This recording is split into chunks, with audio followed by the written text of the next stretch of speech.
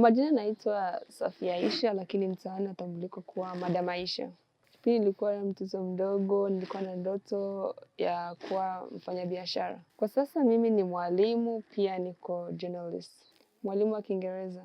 2023 hivi. 2023 kama sijasahau. Hapo jinsi ninavyokuwa. Sababu mimi ni mwanamke ambao siwezi nikakaa nyumbani, naona kazi zipo alafu nikae tu nyumbani, hicho kitu hakiwezekani. Vitu vingine ambavyo naweza vifanya ni kama nilivyokuambia kuwa journalist. Ni kitu hiki kimenivutia tu mwilini. Kwa sababu mtu anafanya kazi kimvutia ndo anabaki humo humo. TV online ni kitu hiki kimenigusa kwa sababu nakuta watu wengi wana chill down, wanaongea na watu wengine, wanapiga story. Sasa nakuta redio ni tofauti na TV online. Faida yangu ya kwanza ni kuona mwanafunzi anajua lugha yenyewe nimemfundisha. Nafurahi sana kuona kama ile jitihada inayoweka kwa mwanafunzi imekamilika. Ndio faida yangu ya kwanza. Faida yangu ya pili ni increase knowledge yangu. Nakuta nikifanya mwezi na Kiingereza huwa kinapotea. Ukifanya mwezi mzima haongei au usiliane na mtu yote anajua Kiingereza kinapotea. Lakini kufundisha wanafunzi huwa kinanipa ile increase. Nilikisomea. Changamoto ni kupata ule mwanafunzi mwenye haelewi. Unamfundisha kitu baada ya miezi 5 lakini haelewi. Changamoto ya pili ni pale ambapo kuko changamoto nyingi sana, sema tu kuzitaja sasa hivi itachukua muda. Asubuhi nafanya kazi ya utangazaji, alafu jioni naenda kufundisha wanafunzi. Naweza taka kuchukua hata masaa mawili, unaweza kukuta hata siku inapita bila hata kupata mtu wa kuhoji, inaenda hivyo, lakini kwenye kufundisha ni kila siku. Kwa wale wenyewe wananijua kuwa mimi ni mwalimu, watanielewa kwa hiyo kazi yangu ya walimu. Na wale ambao wananielewa kama mimi ni journalist, watanielewa kwa hiyo kazi yangu ya journalist. Sijawahi kuvifuatilia, unajua hata hii kazi yenyewe na miezi 4. Yaani mwenyewe nilikuwa nafuatilia sana.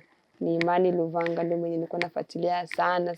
Afu na copy style zake zote zenye anazozifanya mtandaoni. Damu yangu na damu yake imekutana.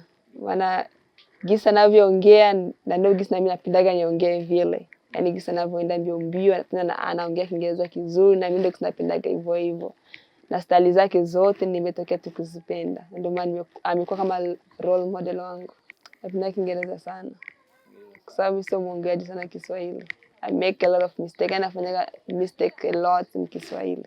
Unakuta sehemu penye tupo hapa Nyarugusu watu wengi hawajui Kiingereza. Sasa nataka sasa utumie ile lugha yenyewe wanaijua. Kuongea, kujua watu wengi, unaweza kukuta kumbe ni fulani. Unakuwa na mazoea naye, sasa hiyo inakuwa inasaidia. Yaani unakuwa karibu na watu. Ndio nakipata. Kienda kwenye family issues, mahitaji yangu kipekee, ndio. Kwanza ndoto ambayo nilikuwa nayo, sio yenyewe nilikuwa nafanya. Maana kwanza nilikuwa shule darasa la 6. Nilikuwa natamani kuwa mfanyabiashara mkubwa sana. Namiliki tuseme restaurants makubwa, namiliki kampuni kubwa sana. Sasa najikuta hizo bado ila naelekea. Sasa ndoto zangu bado hazijafikia. Ukisema mwaka 2 hapana haitawezekana. Yaani mwaka 2 unaweza kuwa na restaurant lakini hautakuwa na ile motivation ile ulikuwa nayo mwanzo. Labda utoke nje ya kambi ndio ufanye sasa hizo biashara kama hizo. Kambini pia kila mtu anakujaga kambini kwa malengo yake na mimi niko hapa kambini na malengo yangu pia. Tunaweza kupitia shule mbali nilikuwa na mtu mwenye alikuwa ananielekeza, ananiambia fanya hivi, usifanye hivi, ongea hivi, usiongee hivi, nenda kule, usiendi kule. Humu kambini hamna shule ya kufundisha wale watangazaji, hamna. Nikipata support naweza nikaenda. Yaani naweza nikaenda hata sasa hivi naweza nikaenda. Akiwa mtu mzima huwa namuuliza kuhusu lifestyle yake na atupe sisi wa vijana ushauri. akiwa ni kijana namuuliza kuhusu mahusiano, ndoa, sanaa anayoifanya, ndio. Na mimi nakiposti pia. Aishafi TV. YouTube, ukienda ku YouTube uandike Aishafi TV online, utaniona. Facebook natumia Queen Maimi. TikTok hivyo hivyo.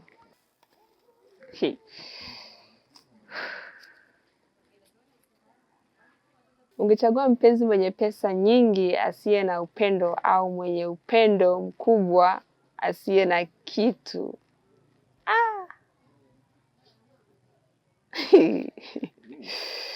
Nirudie tena. Ungechagua mpenzi mwenye pesa nyingi asiye na upendo au mwenye upendo mkubwa asiye na kitu?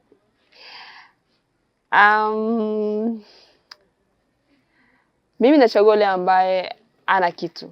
Yaani tunaanza naye upya. Kwa sababu ule mwenye mnaanza naye upya waga kudharau.